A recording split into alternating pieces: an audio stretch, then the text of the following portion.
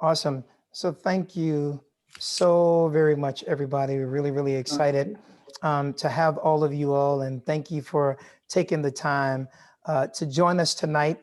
Those of you all that can and will, if you certainly don't mind, we're going to ask that you, those that are comfortable, feel free to use the chat room and things like that. But I am just super proud again to be with my brother from another mother, Rabbi Michael Siegel, and all of our family and friends over there at Anshe Emet Synagogue and Bright Star Church members that are here tonight. This is a really, really big deal for us to be together. And as you know, this is number one of 3 different sessions of us doing some text study together. So I'm really, really excited about it. And Rabbi Siegel, you are pretty amazing, my friend.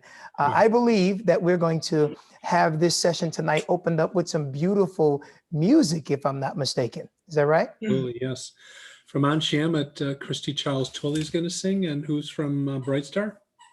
Minister Ernest Johnson. Ernest, are you there? Yes, sir, I'm here. Excellent, excellent. So we thought that it would be nice to start with a little bit of music and a shared tradition. So we're going to be studying the book of Exodus, and we're going to be talking about slavery and the story of the Israelites. We're also going to be talking about how that story has transcended the Bible and really became part of the Jewish tradition and part of the African-American experience. And what's interesting about Go Down Moses is that some believe that it was really for Harriet Tubman, who was called the Moses of her time, you know, as she liked to refer to herself as the conductor of the Underground Railroad. So I'm going to put the words up on the screen, and Christy's going to do the 2nd and 4th verse, the 4th stanza. And let me just Ernest will take care of the 1st and the 3rd. Rabbi, you may have to zoom in a bit. Okay, let me just. That better? Excellent. Yes, much. Ernest, take it away. Right. When Israel was in Egypt's land, let my people go. Oppressed so hard they could not stand, let my people go. Go down, Moses, way down in Egypt's land, hello, Pharaoh, to let my people go. Thus said the Lord, but Moses said, let my people go. If not, I'll smite your firstborn dead. Let my people go. Go down, Moses, way down in Egypt's land, till, oh, Pharaoh, let my people go. No more shall they in bondage toil. Let my people go. Let them come out with Egypt's spoil. Let my people go. And God said, go down, Moses, way down in Egypt's land, hello, Pharaoh, to let my people go. The Lord told Moses what to do. Let my people go. To lead the Hebrew children through. Let my people go. Go down, Moses, way down in Egypt's land, till, my people go. I love That was that. amazing. That was amazing. Wow. Now, when you're on Zoom, you gotta, if you don't clap, the easiest way to do it is to snap your fingers when you enjoy something, or if someone says something that you like, you can snap your fingers, or if you agree with something someone says, you could just snap. Excellent job. But everybody, please, at this moment, take some time to snap or clap for Ernest and Christy. Fantastic job. We appreciate you so very much. Let me just start by saying why we're here tonight. We are here tonight, and this is not the first time we're together. This is literally now close to a decade of our ministries and ministers being together. It all started when I got invited to come over to Anshe Emet through my pastor, God rest his soul, and may his memory be a blessing, Pastor Tyrone Kreider, who brought me to a text study to meet Rabbi Michael Siegel and other rabbis. And we have been together ever since then. And I'm really excited that we are better together. I'm going to ask as many of you all that can in the chat right now, just say the words better together. Say, just type it out, blow the chat up, better together. Because that's what we're trying to do in a time where there is anti-Semitism and racism. We need to continue to bring African-American and Jewish community members together, building those bridges of a bond. And when you think about it, we were all created. We were all created in the image of God. We've forgotten, moment in America, this polarization, othering now has unfortunately increased, and people look at others who are different all of the time. It's really a serious challenge. And when you think about how that is, politically, religiously, racially, even ethnically, people tend to see an enemy and not a human. That's a challenge. And we hope tonight that we will be able, between our congregations, and we also hope even beyond that, to build those bridges of compassion, connection, and concern. Before we go, you'll hear about those 3 C's that Rabbi Siegel and I have been literally preaching and teaching to people across the nation. And frankly, since we've been doing this in Israel, the several times we've gone across the globe, and it's really exciting. And our hope is to really recapture the spirit of Dr. Martin Luther King Jr., whose goal was to create what he called a beloved community. And I think that's important. And we constantly have seen through the beloved community, so many people in the African-American community, so many people in the Jewish community who absolutely love Dr. King because of his love for his own community and because of his partnership and love for the Jewish community. What an amazing example. And one of the things that I share all of the time is a lot of times when I'm traveling the country or world and building bridges between our communities, a lot of times teaching young men at Alpha Epsilon Pi and young women at Sigma Alpha Epsilon Pi how to build bridges between our community and combat BDS, or when I'm singing Hatikva, a lot of people from the 6 trips over to Israel ask, Pastor, have you seen this photo? And they show the photo of Dr. King and Rabbi Abraham Joshua Heschel. But what Rabbi Siegel and I have been saying, as I land the plane and pass it over to him, my brother from another mother, is if you guys want to impress us, keep the old frame and let's put some new pictures in it. And that's what tonight is about, creating new pictures of us knowing and living out the fact that we're better together. Absolutely.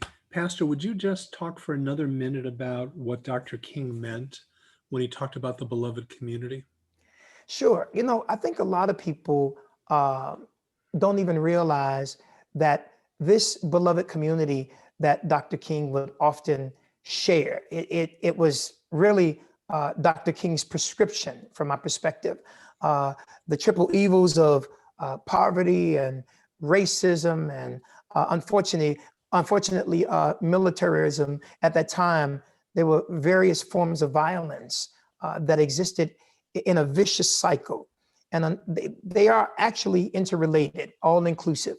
And they tend to stand as barriers to our living in what he would often call that beloved community. When you think about poverty, unemployment, homelessness, hunger, malnutrition, illiteracy, unfortunately, infant mortality, slums, these were real serious challenges. And then when you think about racism, prejudice, apartheid, ethnic conflict, anti-Semitism, sexism, colonialism, homophobia, ageism, discrimination against disabled groups, and various stereotypes.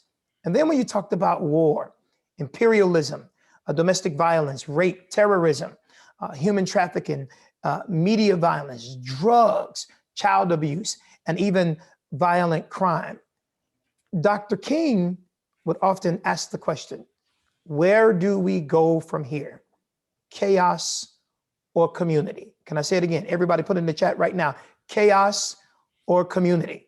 And we have to decide how we will address these various issues. So imagine, in a very simple and real way, all of those things going away. Would you not call that the beloved community? Now we realize that a lot of those issues are still prevalent. 2020, which I believe is the new cuss word. You don't even have to cuss. Just say, I don't give a 2020. People understand. 2020 exacerbated everything. And we're seeing a lot of that stuff on the uprise. But that beloved community are folks who care about those issues and do whatever they can to eradicate them, decrease them until they cease. Thank you. So going back 10 years, I was frustrated because I knew the relationship that the Black community had with the Jewish community throughout the 20th century, going all the way back to Julius Rosenwald, going back to the beginning of the century. The creation of the NAACP was a Jewish African-American joint venture. And throughout the century, the Jewish relationship between African Americans was very strong, and I think something that we could justifiably take pride in. But the reality, of course, is that in the 60s, it began to fray. In the 70s, the divide grew. And to be perfectly honest, in the 80s and into the 90s, there still was this divide. And we hadn't figured a way to bridge it. And here I am, a rabbi of a significant congregation in Chicago. And yet the only time I ever sit down with African-American clergy is on Martin Luther King Jr. Day, where we all say all of the nice things that we're supposed to say. And we refer to Dr. King, we refer to Rabbi Heschel, and then we go our own ways, and we'll meet again in a year. And I really had enough. And what I know about clergy is that any clergy worth their salt studies the Bible. Any clergy and they derive inspiration from the Bible, and it is a basis on which we communicate. It's an entire language unto itself. And so what I thought was, if I could get a couple of rabbis in the room and a couple of pastors in the room, that could be the beginning of a conversation. And Pastor Tyrone Kreider, who was a remarkable man, was someone who I connected with, got Chris to come, and the rest is history. But we thought, what brought us together was an ability to talk about text and then expand that talk into the relevance of our day. And that created a foundation for us to really have a conversation. And we thought this was such a great thing. It was really, I think, transformative for both of us. Why can't we share it with our congregations? So that's really that's the origin of this idea, is to bring us closer through study, closer through sacred texts, and to move into, as the sessions go on, conversations that'll go beyond Chris and I and really include you. I think it's pretty amazing. And Rabbi Siegel, I think one of the things that people need to understand is we are constantly together, not just in the text studying, the Torah, the Bible, but we are also together in the trials, right? Whether it be things happening in the Jewish community or things happening in the African-American community, we firmly live out those words better together. If something happens in the Jewish community or synagogue is graffiti is put on it, we should show up. If things are happening in the African-American community, the Jewish community should show up, right? And we often say, I know a lot of folks want us to go all the way to Israel, but it's kind of challenging to tell African-Americans to go to Israel if we have Jewish people in our city who love Israel, but won't even come over to Bronzeville. And what's been amazing is through the leadership of Rabbi Siegel, a lot of those barriers have absolutely been torn down. Do me a favor, Amy. Leisha, I see someone named Leisha. If you'll mute your phone, thank you so much. One of the things that's pretty amazing is we've had the privilege to bring each other into our communities, and it's been exciting. So let me just ask, now you know what brought Rabbi Siegel to the south side of Chicago. As he shared many years ago with me, it was for the first time. What brought me to the north side, out to Anshe Emet Synagogue for the first time. But here's what we want to know right now. What brought you here tonight? Go to the chat and tell us what brought you here tonight. Now, even if it's Michael twisted your arm or I twisted your arm at Bright Star, fine, whatever, you're here. But the question is, there's something about it that you heard about it, maybe intrigued you. What brought you here tonight? And I think one of the things that we'll learn, as you just put that in the chat, I think one of the things that you'll learn is there are a lot of folks who said, I've heard too much about anti-Semitism. I've heard too much about racism. I'm seeing comments there, opportunity for collaboration. These are the kinds of comments that I see there. Brian said, seeing everyone together. I love it. Look at what Jay said. Jay said, renewing the bond between our people. Another person, Shauna, said, I was interested. Look at Rhonda. Rhonda said, I want to have a greater understanding of the African-American viewpoint. Oh, I love it. Barbara said, the need to connect. Look at Carol, my good friend, Carol Mackoff, for many years. Friendship and respect for both communities. Krishna Beverly, school teacher right here on the south side of Chicago, member of Bright Star.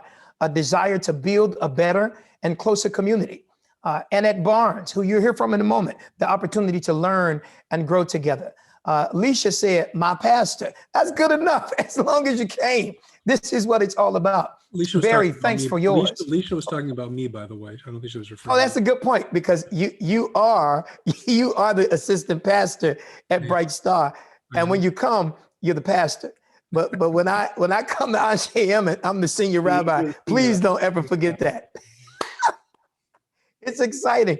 Yolanda, look at what Yolanda said, Rabbi Siegel. Yolanda said, I would like to see and play a role in bringing our communities closer together. And last but not least, Arthur and Noemi. Arthur said, our experience is more similar than different. Absolutely. We share generations of being on the outside. And then Noemi said, curious to hear ways that are being made to connect different communities. Let me tell you, the reality is, whatever reason you came tonight, we can't thank you enough.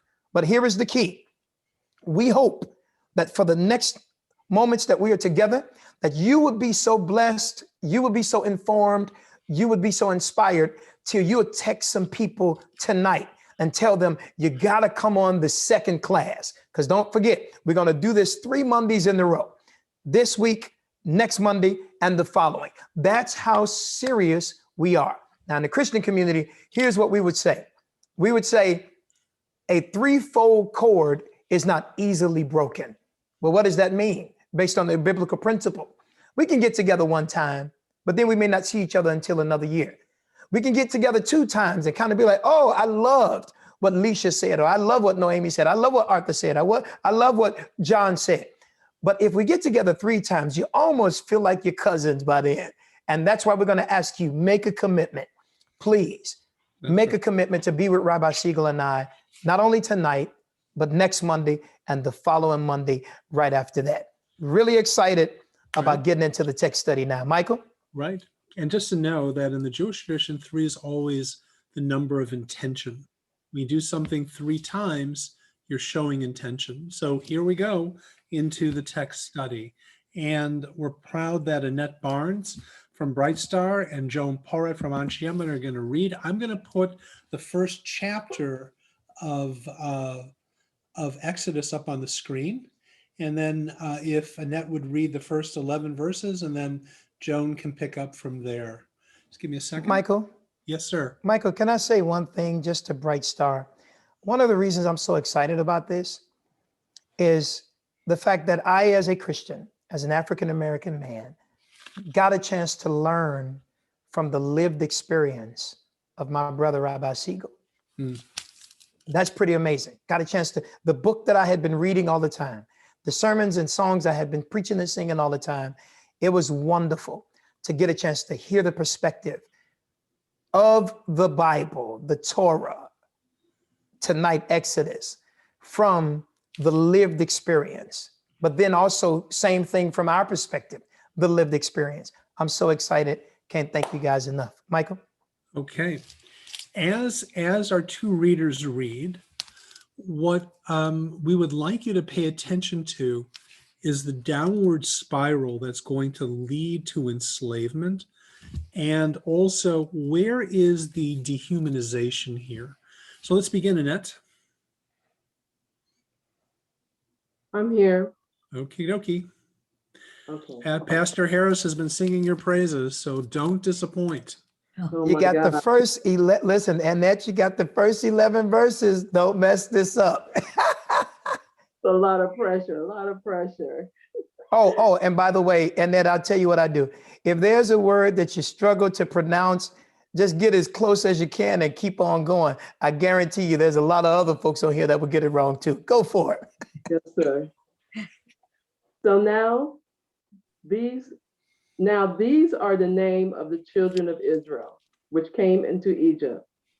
Every man in his household came with Jacob: Reuben, Simeon, Levi, Judah, Issachar, Zebulun, and Benjamin, Dan and Naphtali, Gad and Asher. And all the souls that came out of the loins of Jacob were 70 souls, for Joseph was in Egypt already. And Joseph died, and all his brethren, and all that generation. And the children of Israel were fruitful and increased abundantly and multiplied and waxed exceedingly mighty. And the land was filled with them. Now there arose up a new king out of Egypt, which knew not Joseph. And he said unto his people, behold, the people of the children of Israel are more and mightier than we. Come on, let us deal wisely with them, lest they multiply. And it come to pass that when there falleth out any war, they join also unto our enemies and fight against us. And so get them up out of the land. Therefore, they did set over them taskmasters to afflict them with their burdens. And they built for Pharaoh treasured cities, Pithom and Ramses. But the more they afflicted them, the more they multiplied and grew, and they were grieved because of the children of Israel. And the Egyptians made the children of Israel to serve with rigor, and they made their lives bitter with hard bondage in mortar and in brick, and in all manner of service in the field. All their service wherein they made them serve was with rigor. And the king of Egypt spake to the Hebrew midwives of which the name of the one was Shiphrah, and the name of the other Puah. And he said, when you do the office of a midwife to the Hebrew women, and see them upon the stools, if it be a son, then ye shall kill him. But if it be a daughter, then she shall live. But the midwives feared God, and did not as the king of Egypt commanded them, but saved the men children alive. And the king of Egypt called for the midwives and said unto them, why have ye done this thing and saved the men children alive? And the midwives said unto Pharaoh, because the Hebrew women are not as the Egyptian women, for they are lively and are delivered ere the midwives come into them. Therefore God dwelt well with the midwives, and the people multiplied and waxed very mightily.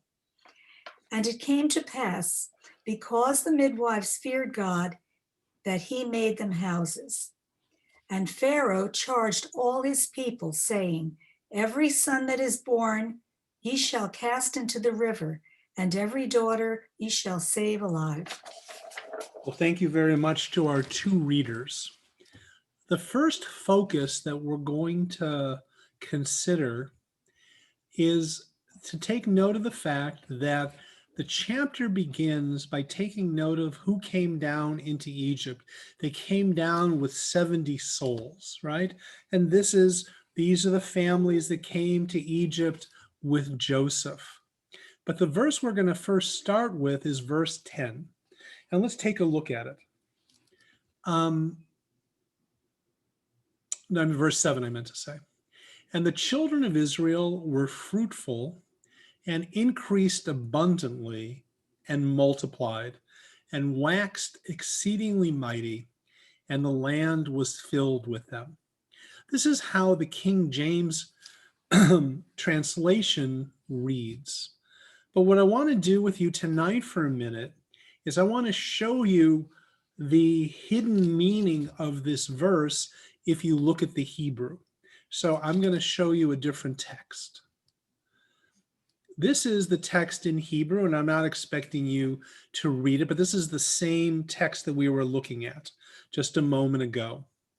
And there are certain words in here that are, let's call them buzzwords, because they're if you know the Hebrew, it's referring to something else. So the children of Israel were paru, they were fruitful. V'yishritzu, they multiplied, really. V'yirbu, and they were prolific. So where is these words first found? Well, if you look at the creation story and you look at the creation of human beings, what does it say? God created man in his image. In the image of God, he created him. Male and female, he created them. God blessed them. And then God said to them, what were the words that God said to them? Peru, or, oops, gosh, what did I just do? No. Let's get back here. God said to them, pru or vu. Those are the exact same words that is used in the book of Exodus. Be fruitful, v'yirbu, and multiply.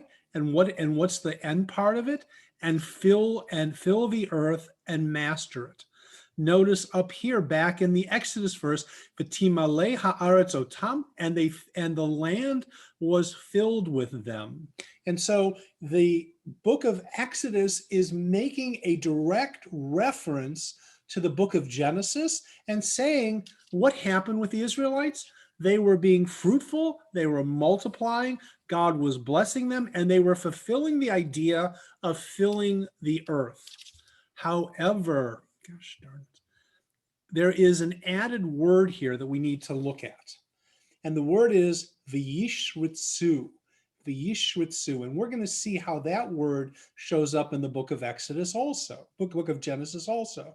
It says, God said, let the water, this is earlier in the creation story, let the waters bring forth swarms of living beings. Yishritzu, swarms of living things. Sherets these are like water creatures. And so the question that I want to pose to you is, why does the book of Exodus throw this word in, v'yishtritzu? So what it's really saying is the children of Israel were fruitful, they swarmed, and they filled the world mightily, and the land was filled with them. Why does the Bible use a word, v'yishtritzu, that is originally used for animals of the sea, like swarming kind of beings? That's the question that I want to consider with you for a moment. Then we'll look back at the text. Anybody have a thought about that, about why the Bible is doing that? Why is the Bible using a term that we would normally associate with the animal kingdom? Rachel. I was wondering if it was the perspective of the Egyptians, that it's indicating that that's how Pharaoh sees the Israelites, not as individual humans, but as swarms of creatures.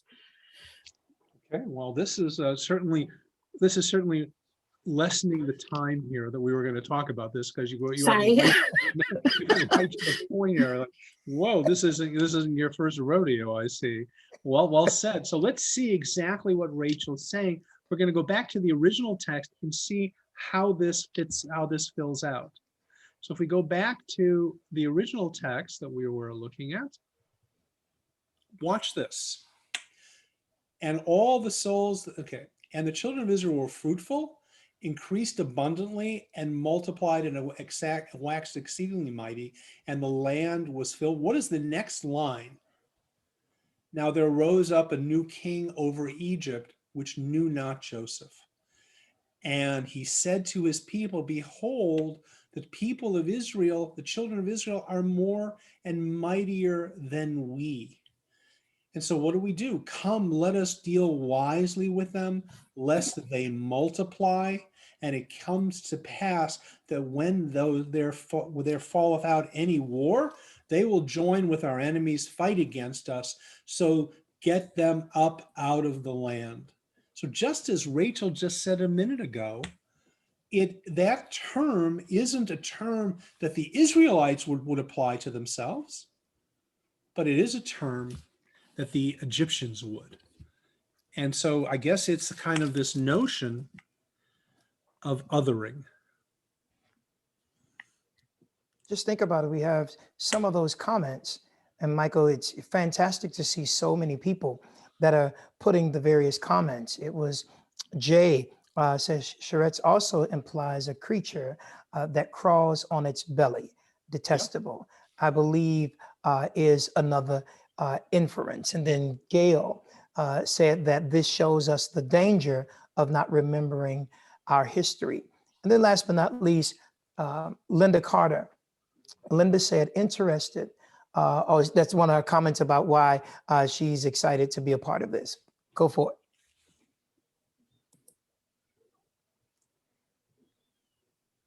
So I think when you look at this, Michael, one of the interesting things for us, where have we seen this before, right? Not only this othering, but let us get them up out, this challenge toward a people trying to keep them bound or down, or make sure that there is no growth or progression. From the African-American perspective, many of us would say slavery, right? From the African-American perspective, we have had a significant amount of hardship. You know, if you really go into the history of the trauma that African Americans have experienced over and over again, right? In our own experience, I think it's pretty amazing for us that we have constantly not felt welcome, right? When you think about the history of African Americans in the United States, out of all of the immigrants, and we have talked about this a lot of times, because How do we make what was written back then relevant today, right? And here's what we do know. In the United States specifically, African Americans were the only people that were brought over into this country in chains. And think about the trauma. Think about the trauma that we have experienced as African Americans, right? And the reality is, I like what Tanisha is saying, the disassociation of them being human was their justification for removing them, right? And African Americans have dealt with that, right? Even in the Constitution, a document that many people call sacred and holy, right? What we see in the African American community, holy as sacred, is the Bible. But many see the Constitution as sacred and holy. But it is in that document that African Americans were not considered to be totally human. As a matter of fact, 1/3, 2/3 at a max, right? That othering experience has been a tremendous challenge, right? And I love the fact that we're having this kind of discussion because it deals with what we are reliving even now.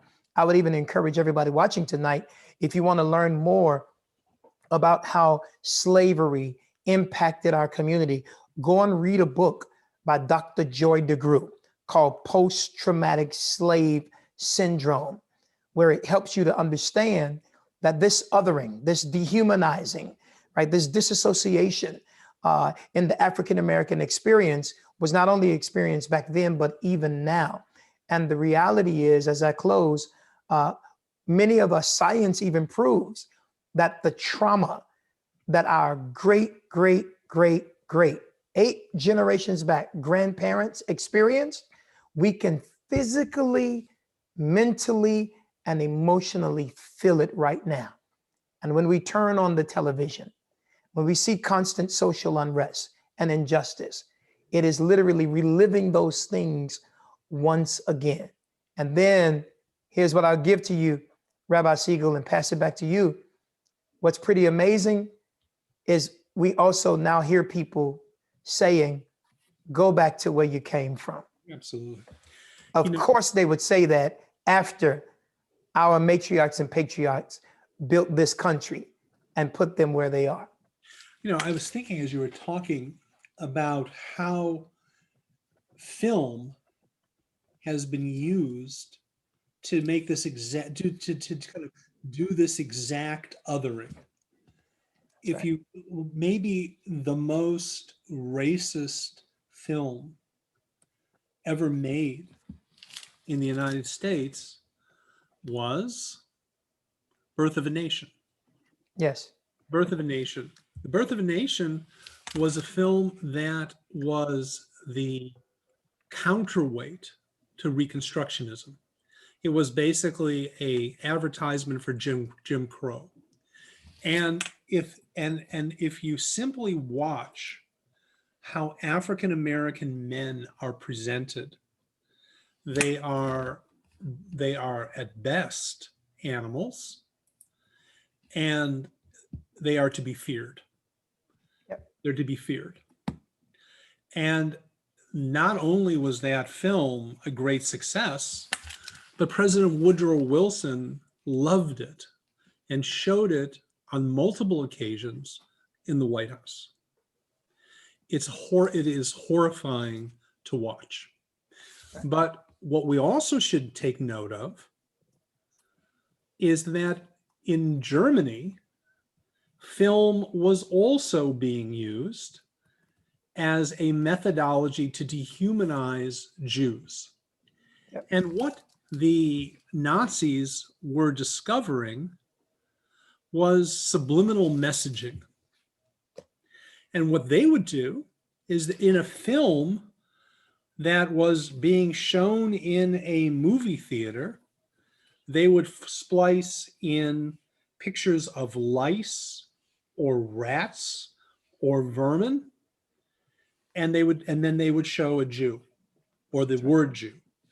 And people were not even aware that they were even watching it, but the messaging of othering. And it was preparing the groundwork to do exactly what Rachel was just saying, right? What follows that the inclusion of a word that reduces them to animals? That's right.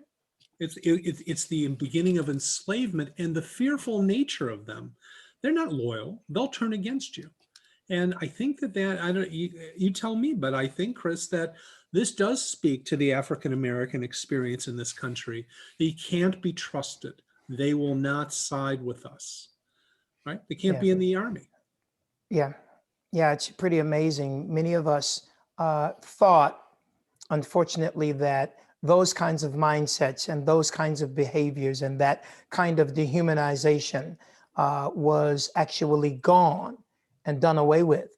But there are two great examples, even recently, when you think about, forget what the magazine was. Back in the 60s, I think the 50s, or maybe even earlier, there was a magazine and they put a photo of a gorilla holding something in its hands. And there was a mad look like an ape. And what's amazing is Lebron James, one of the greatest basketball players and philanthropists and doing amazing things as an African-American in the African-American community. They had him to pose for a magazine on the cover. And instead of putting him with a facial expression that's cool, calm, collected, smiling, they had him to hold the ball and they had his mouth wide open. And then when you put the photo side by side with the ape back then and him now, it was the same exact pose for the purpose of dehumanizing. And then when you think about it, the first African-American president of the United States of America, President Barack Obama, along with his wife, there were many caricatures and cartoons of them as apes. And our children had to see that. Our grandchildren had to see that. And we're seeing more of that, both in your community and ours. Absolutely. And if we remain silent, it was Dr. King who made it clear. No, we won't really focus on, in our paraphrase, the noise of our enemies. But what we will always remember is the silence of our friends. And when we see it, we have to say something about it. We cannot remain quiet. I have to quote what Tanisha Jackson wrote in the chat, because it really speaks directly to what you're saying, Chris. We channel the horrors of the trauma through the repetitive imagery that portray us as savages. That's right. I mean, I'm very well aware of this. And in the same way that Jews are often portrayed in really negative, ugly ways, so too here. By the way, there's a show called Nurses, right? That's that's on television. And there was an episode that was supposed to air this past week, I believe, or this week. In the episode that was written, a Hasidic Jew, beard, long coat, the whole deal, either he or a member of his family has a leg that was amputated, and what they want to do is they want to fit a new leg on, but it comes from a non-Jew. And the father won't allow this because he's not going to allow, a kind of a non-Jew / savage. It's nothing to do with black or white. It's just how Jews are perceived as being so remarkably clannish. Not only is it wrong from a Jewish legal point of view, but to portray a Jew as being so narrow, so tribal, so ugly, that people protested and they pulled it. So this kind of stuff is going on kind of all the time. And it's not even, and with social media, right?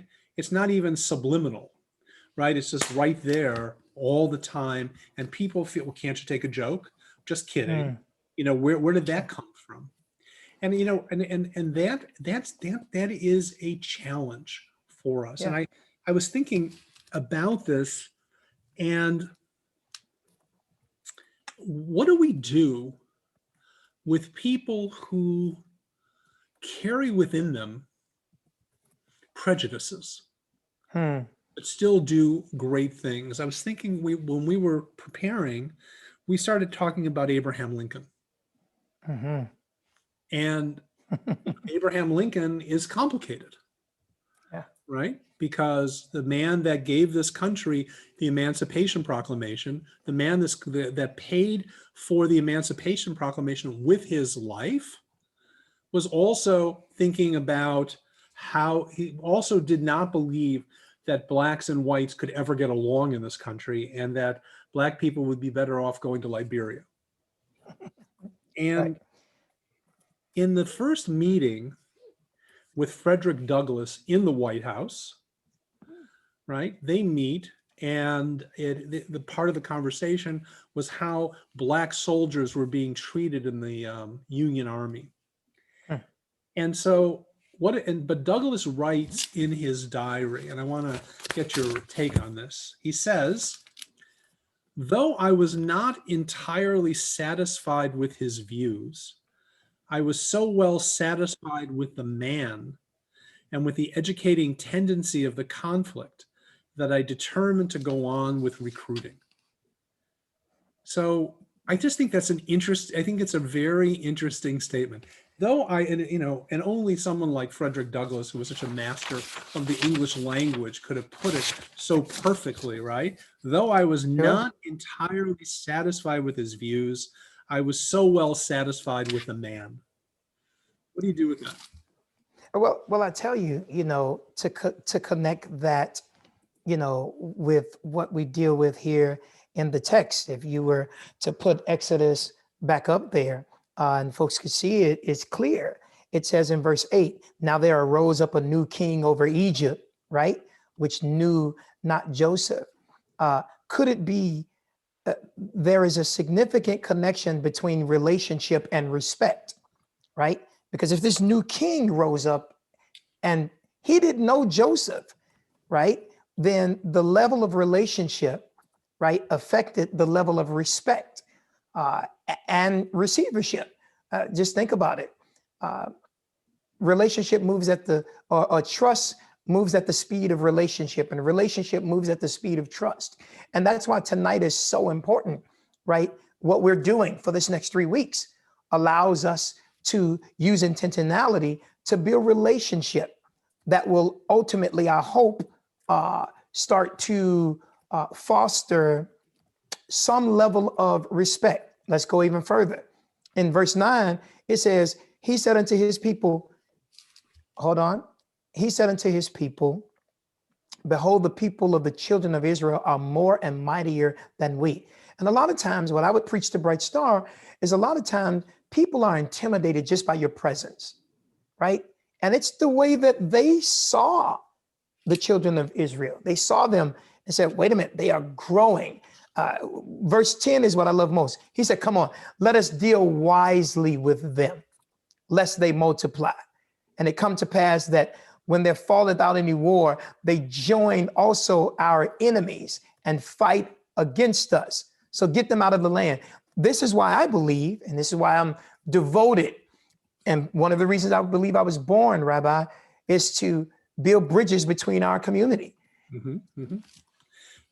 I'll say it again. I believe I was born to build bridges between our communities because I believe that there are people outside of our community who believe if we ever got together, we will be a tremendous threat to their existence. And I love the way Frederick Douglass talked about it. Yes, we've talked about this before. I have some issues, right? I have some appreciation for President Abraham Lincoln, but I also got some issues with him, right? Because you can't do right over here and do wrong over here. And so those are the kinds of things that we have to call out. I think you raised it well. But I just want to quote from Krishna Beverly. She writes, as it says in Exodus verse 10, come, let us deal wisely with them, lest they multiply.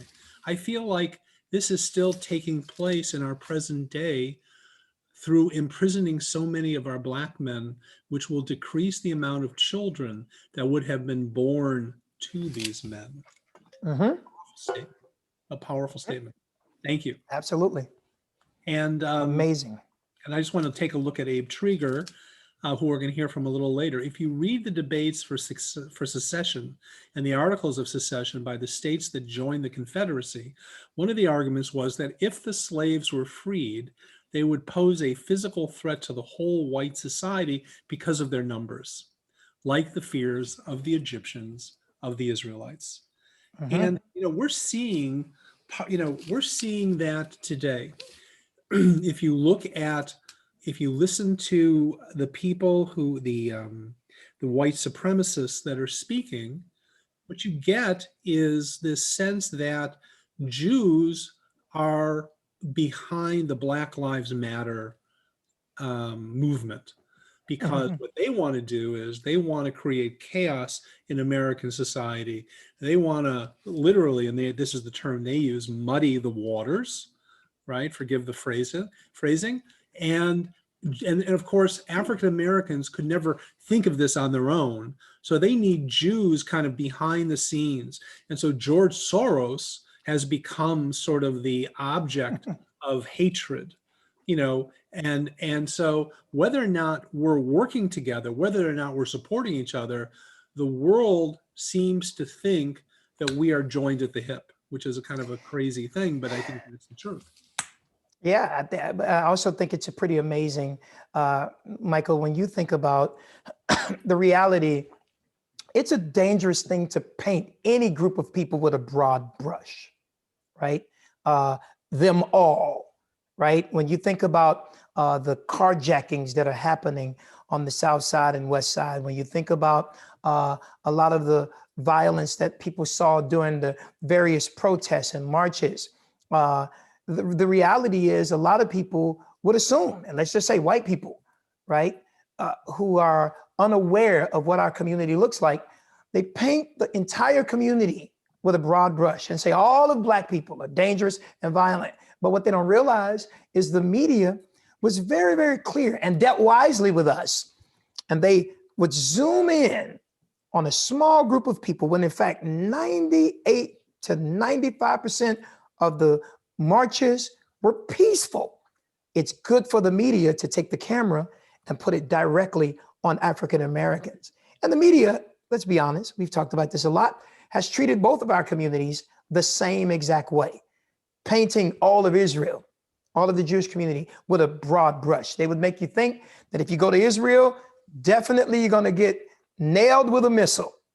If you come to Bronzeville, you're going to get nailed with a bullet, right? And they make our communities look the same exact way. And the reality is, even with the Jewish community, I've heard African Americans say things like, all Jews are rich, right? And they don't even realize that these are dangerous paintings, right? Or using a paintbrush to literally get them all. And look at what the king said here. The Pharaoh said in the text, let us deal wisely with them, lest they multiply. Get rid of them all. Make sure we get rid of every single one of them. And even when we saw, amazingly, individual call these folks good people on both sides, and people walking around and saying Jews will not replace us. See, that kind of statement would say that any Jewish person is a threat to the existence of a white person, right? I said it exactly like I meant it. Same thing with Black people, Well, right? let me just add to this, because what they were saying two things. Part of it is replacement theology, which is, we're not going to marginalize Christianity, but beyond that, you will not replace us means you're not going to make America anything else but a white country. That's And right. So that is exactly that terrible charge that you see. What the Jews are doing is they're the ones behind the push to have people of color voting, right? And so they're destroying America, right? But they're Right. using people of color to overturn and create chaos in this country. As if we didn't fight for that right. As if Dr. King and Reverend C.T. Vivian and John Lewis and so many others didn't fight. Fannie Lou Hamer, all of those people, Malcolm X, right? Call all of them, all of those people who fought for these rights for us as African Americans to have a right to vote, right? We don't really need a George Soros to push us to a place where we say Black Lives Matter. And one of the challenges is a lot of people don't realize, I had a lot of Jewish friends when we were marching. Thank you. And all of you who came to march with us when George Floyd happened. I got to tell you, I had a lot of my Jewish friends who said, Chris, I would come, but I just can't get with that Black Lives Matter thing. And what they meant was the platform of the specific organization, right? Black Lives Matter organization that had a platform where a couple of paragraphs in there offended a lot of my Jewish brothers and a lot of Black people and a lot of Christians who love Israel and love the Jewish community. And it called it Israel an apartheid state and talked about genocide. But the reality is there are a lot of Black people that don't even know that there is an organization called Black Lives Matter. A lot of Black people are chanting that not because they're part of an organization, but they're a part of an organism that has a mindset that says Black Lives Matter. This shouldn't be an issue. And then when you have sensitive white people who say, well, all lives matter. Okay, well, let's talk about that. All lives didn't matter during slavery. Clearly, all lives didn't matter, right? During the times where we were having beautiful communities built up, economic vitality, and vibrance happening. But then white people would come in and burn it down. Nobody was yelling, all lives matter. Let's ask Trayvon Martin if all lives matter. Let's ask George Floyd if all lives matter. Let's ask all of the amazing African-American women who have been murdered. Ask them, do all lives matter? But that's why these conversations are now important, because there are a lot of people, like in the text, that are trying to deal wisely with us because they're afraid that we're going to multiply and grow. I think it's important to note that in the last platform of Black Lives Matter, there's no mention of Israel, no mention of intersectionality. So I think it's important to kind of put that issue to rest at this point. Yeah. I do want to mention just for a second, That's right. Shifra and Pua. So I just want to acknowledge them for a minute. Love this. So the Pharaoh wants to, destroy them. And so, and they make their lives bitter with rigor, hard bondage and mortar and brick, all manner of service. And the king of Egypt spoke to the Hebrew midwives, of which one name was Shifra and the other Pua. And he said, when you do the office of the midwife to the Hebrew women and you see them on the birthing stools, if it be a son, you will kill him. But if it be a daughter, they shall live. But the midwives feared God. And so what we're looking at here is the first case of civil disobedience in any ancient literature. And what's of interest is that it's being done by women. And they didn't do as the king commanded, but they saved the men, children alive. And the king calls them forward and he says, why have you done this? And the midwife said to Pharaoh, because the Hebrew women are not like Egyptian women. And it's translated as they are lively, but what it really says is they are chayot, which means they're animal-like. In other words, they deliver their own, and they delivered their own babies by themselves. So here, even amongst the heroines of the story, right, the ones who stand up, when they talk to Pharaoh, they're using the language of racism. They're still demeaning this people. And I think that's just a powerful thing. So what do you do? And here, I'm going to ask you this question, Chris, and others. I have to say, I wish I could save this chat. It is amazing to read. So thank you very much, because it is just, it's really impressive. I just want to, Tanisha Jackson wrote something fabulous. It's like painting with three colors: ignorance, hate, and prejudice. It does not allow for any other narrative to emerge. It is a very limiting view on your campus. What an amazing image that is. So thank you for that. So the question I want to pose to you is, what is the cause of slavery in the story? Why? And it seems as though it is going slowly. It takes time, and it is sort of kind of sub rosa. It's sort of behind the scenes. How do you understand the development of slavery? I'm gonna put the text back up on the screen so everybody Sure. can see it. But I want to ask you, Chris, what do you see as the cause of slavery? Intimidation, fear, right? That's the way that I look at it. He made it clear in verse 10, right? I'm worried about them growing and multiplying. I'm worried about them replacing us. I'm worried about them taking over a place and space that belongs to us. I think another thing is entitlement, right? When you talk about this.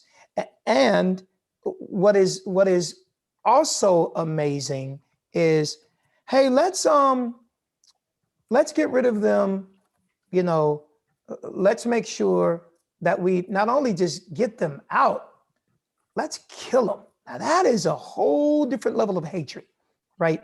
I can't say it is just intimidation. I can't say it's just the fear of being replaced, but it is pure evil, right? This is not just displace them. This is also erase them, Right. Exactly. right?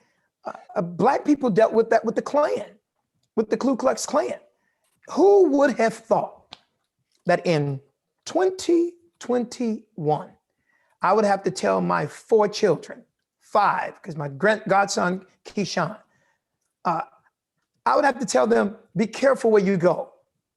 And we're worried about, will you be shot because of violence in our community, crime?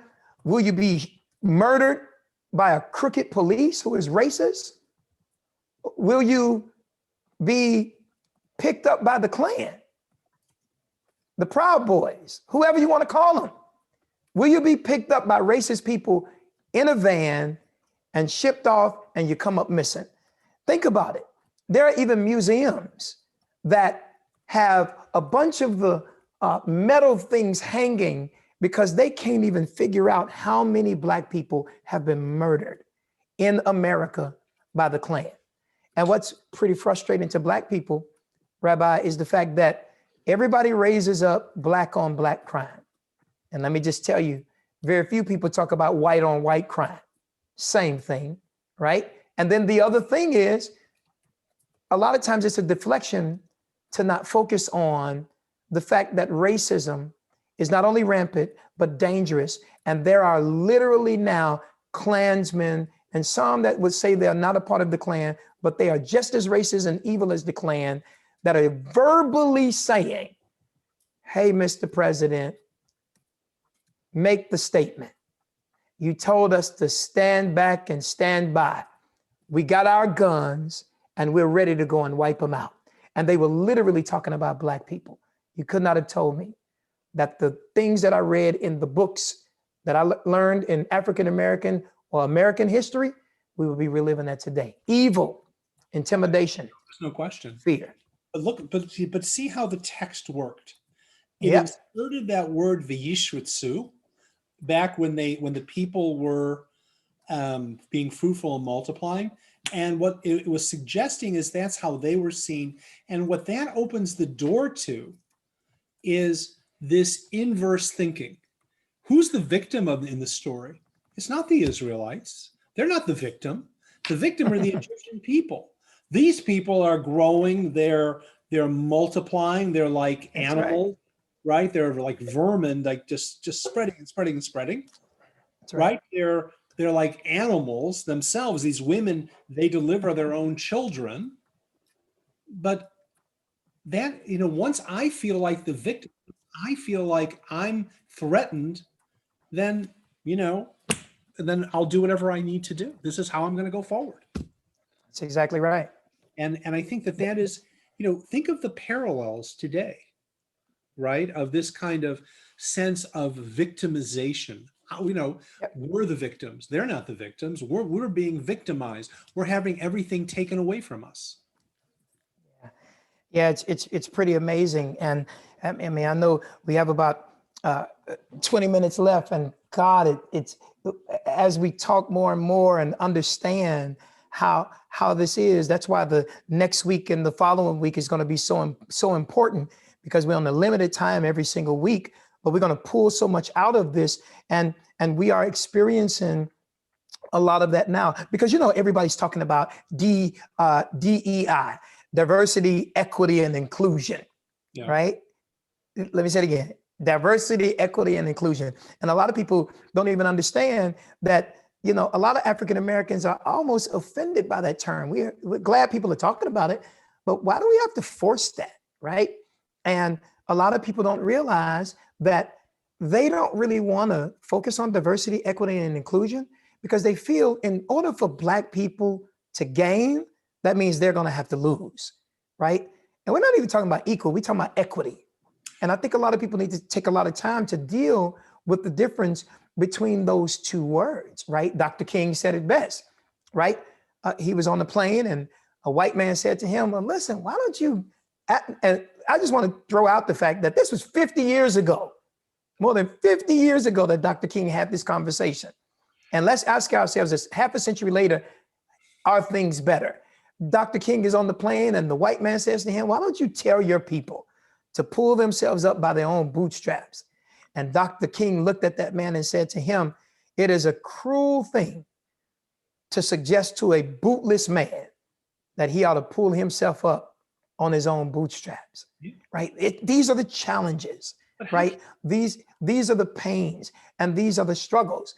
And I believe you're absolutely right. They felt that they would lose a lot. So I'd rather you be lost than for me to lose.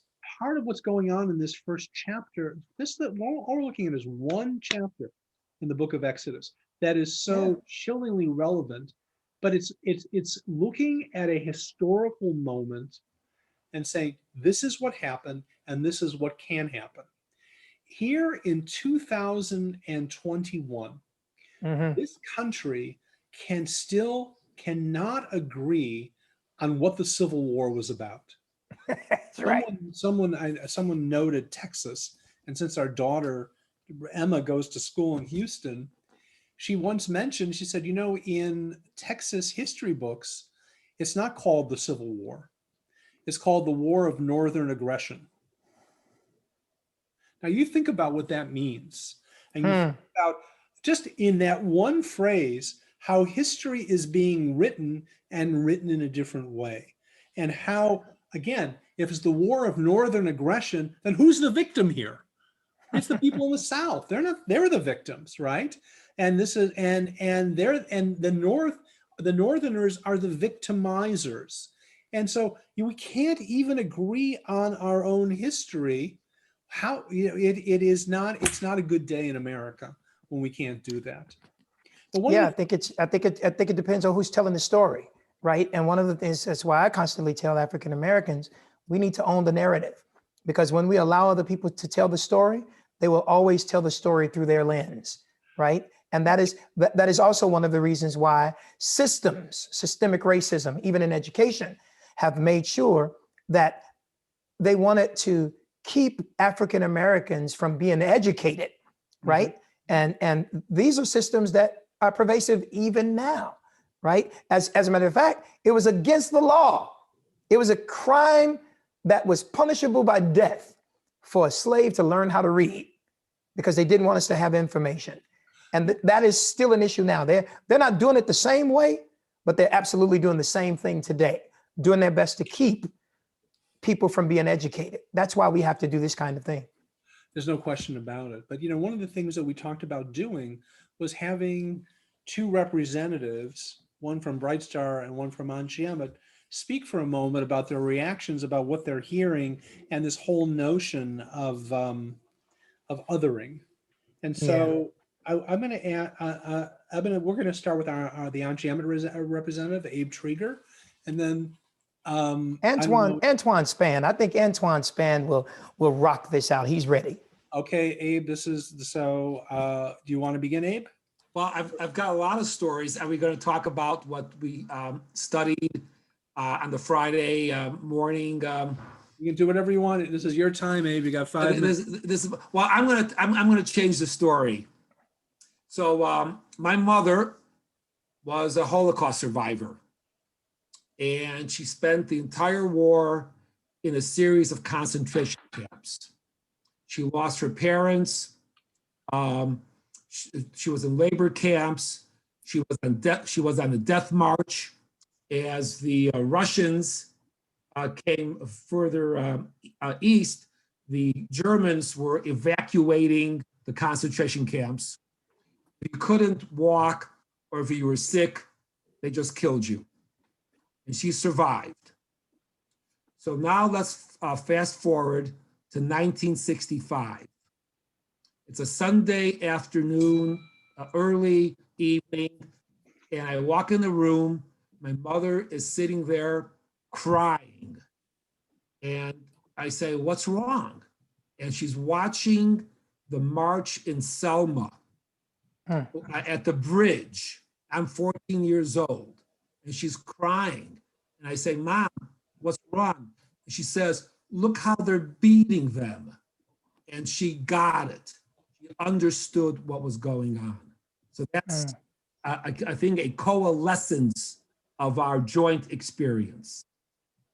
That's my personal narrative. Wow, it's pretty amazing. So- Antoine. So 1 second. So Abe, in a way, what your mother was telling you as a 14-year-old is that there's a call to action here. She's crying because she sees the connection and understands what happens in a society when people get othered, when people are reduced. Absolutely. Absolutely. That's why we always joke. That's why I think that's where I got my politics from. Well, it's from my mother and my father, same, both immigrants. And so I think, they got it. Thank you. Antoine, what say you? Thanks so much, Abe. My pleasure.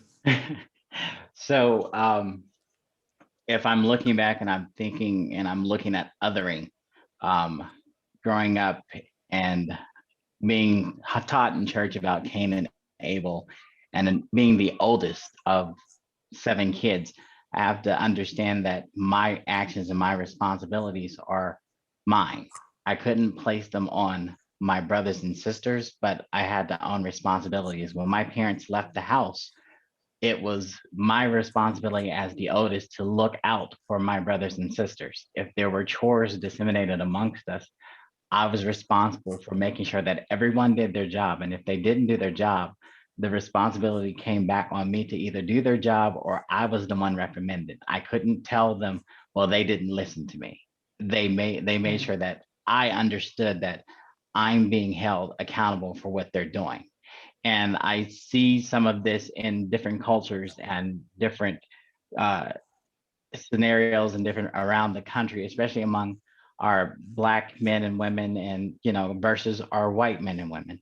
The role of responsibility and accountability is something that isn't taught as much. It isn't impressed upon the Black community as much as accepting your responsibility and being accountable, answering somebody for your actions and your responsibilities. Although there are forces outside your control that can lead into your narrative and your story or whatnot, you're still responsible for how you respond and how you act. You can't blame something on someone else unless you first accept what you did, and then also be willing to change that narrative. I never want to be in a situation to where I don't hear the other side, but also I want to make sure that I'm doing, or I listened, or I did something to make sure that, I heard everything out and I understood and I heard them too. And, just have an understanding. So the othering approach for everything, especially in a white and Black community, it's so different when it comes to Black and white. It's not just that simple. There's too many variables to even try and determine that, especially if you go down through history. Some similarities that you see with the Jewish community and the Black community, like slavery. Slaves were branded by their masters so that they know if they ran away, they know if they caught the slave, they know who it belonged to. When the Jews were sent to concentration camps, they were marked as prisoners with numbers. They were branded with tattoos just so that they know that they were there. So there's some. So, okay, Galaxy Note, you're like taking over. Let me just tell you that would never happen from someone who has an iPhone, just so the Galaxy people know. Just saying. Amy, could you mute that person from the Galaxy Note? If you have a Galaxy Note 8, please check your thing. Go ahead, Antoine, close it out. No, but as I was saying, looking at that time where we were both enslaved for being who we were, our differences for being different, just because our belief systems are different, our color, our skin color was different, our beliefs and who we prayed to was different. I see that similarity, and I still see some of that today. My boss, who happens to be Jewish, we talk a lot about some of the differences and some of the similarities that we have. And she very vehemently points out, things have got to be better. I understand that I'm not a Black man and I'm not a Black woman, so I don't totally understand your concept and view on things. And I say the same thing to her. I'm not a Jewish woman, and I don't understand your take on some things, but at least we come together and we want to understand each other. That's amazing. And the power of those conversations really shouldn't be minimized. They make all the difference in the world. And one thing that, Antoine, you spoke and asked at Abe, it was so powerful to listen to you. I was thinking to myself as you were speaking, that in America, we speak about rights, right? I have a right to free speech. I have a right to own a gun. I have a right to do X, Y, and Z. And what's interesting is from a biblical point of view, people didn't have rights. They had responsibilities, right? You had an obligation, right? And that is, and we talk about rugged individualism in this country. That's a whole concept about America. Once again, biblically, and I think the Jewish community understands, I think the African-American community understands this, that at the end of the day, it's not about me, it's about we. It's about the community that I have responsibility for. And if you don't do it, if you're not going to take responsibility for your own community, then we're going to continue to go down the spiral. And I think the Jewish community kind of gets it, and I think the Black community gets it. This is, and if we can get this together and walk together on this path, what an amazing difference we can make together. And I think, Antoine, you really captured it beautifully. Thank you. Yeah, I agree 100%, Michael. It's pretty amazing. The story of Abe, as what Antoine shared and what Abe shared, pretty amazing. Two different lenses, two different individuals, but amazing how we have so much commonality. And Michael, you're 100% right. It's going to be vitally important that we do this kind of work. And I know it seemed like constant commercials, but it's really a reminder to tell everybody tonight is just the foundation, right?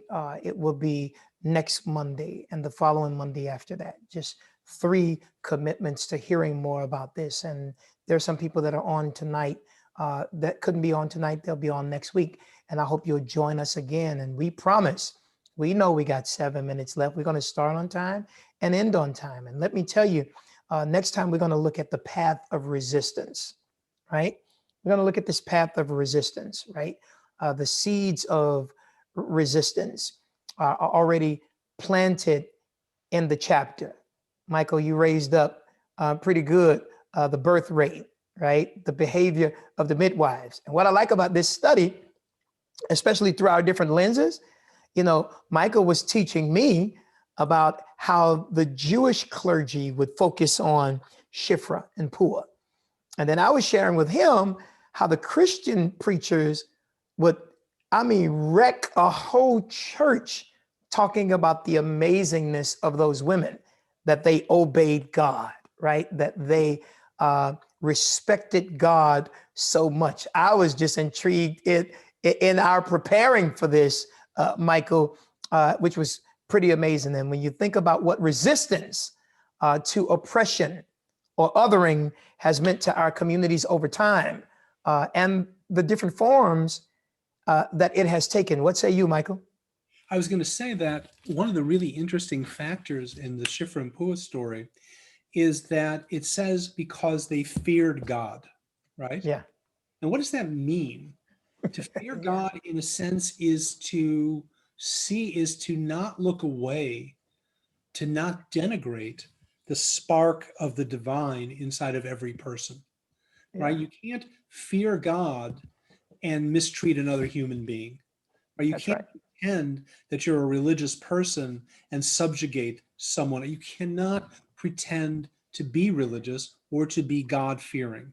And it's a fascinating use of the term. And you see this term all throughout the first 5 books of the Bible, to the point, and I just want to make this point, that when at the end of the book of Deuteronomy, when the Torah talks about Amalek, and it says, remember what Amalek did to you along the road?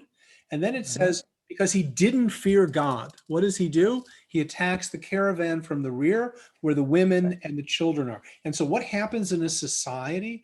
What gives a society the power to destroy children, to kill children? They can't possibly fear God. You can't have it both ways. And I think that that's a very powerful part of the resistance and the beginning of that path to resistance. Yeah, I agree with that 100%. And I'll close with this. In our Bible class in my sermon this past Sunday, I closed sharing with our congregation, what are the signs or the marks of a disciple? And one of those are you love your brethren, right? And 1 John in the New Testament, 1 John chapter 4, verse 7 and 8, it says, beloved, let us love one another, for love is of God. And he that loveth knoweth God, for God is love. That's verse 7. But verse 8 says, he that loveth not knoweth not God, for God is love. Isn't that amazing? God says, if you don't love who is made, you can't claim to love the maker. That's a powerful thing. And for us, it's the sign of the cross. It's the vertical, right? Which my love between me and God. And then it's the horizontal, my love for you and others. That's what, for us in our belief, is the foundation: love, compassion.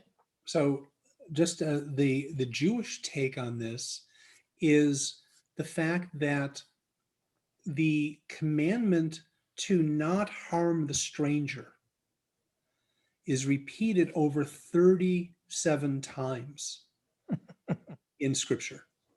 Yeah. So what is God saying? You can't love me unless you love the stranger, right? That's right. You don't love the stranger, you can't love me. So the nice thing, and I always say this, every religious tradition is another path up the mountain. And if you follow that path, the view is going to be the same, right? There's a beautiful vista out there where we're able to see things, where we're able to understand and really have a canvas that I think has a beautiful picture. But the way we're going to end this was through music.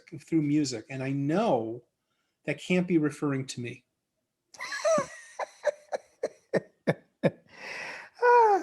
Michael, let me just say again, thank you. Thank you. Thank you for your friendship. Thank you for being my brother from another mother. I'm grateful for people like my good friend, Carol, who is my sister from another mister. I'm really, really grateful for our partnership. And it continues to be something that I look forward to. Thank you. This is a great story. More than 100 screens on this call, on this. It's amazing. So, and it's amazing. And I'm really excited about picking up this conversation next week. And as we go forward, I just want to mention, we're going to go beyond the chat and give people an opportunity to begin to respond. But we wanted to go through this class to just kind of get people settled and get people engaged. So I think it went well. I think it was pretty amazing. I'll say this. Amazing grace, how sweet the sound that saved a wretch like me. I once was lost, but now I'm found.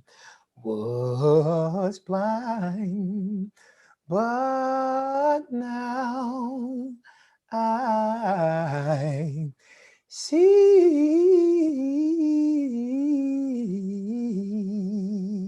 And when I say blind, I'm not only talking about physically, but spiritually. These kinds of classes are the very thing that open our eyes. That's right. Thanks so much for tuning in tonight. Thank you. And I thanks hope for the privilege of studying together. We really appreciate it. join us next week. And we can all click. Great job, Michael. All right. Thank you. Have a good night, everybody. See you next week. Thank you.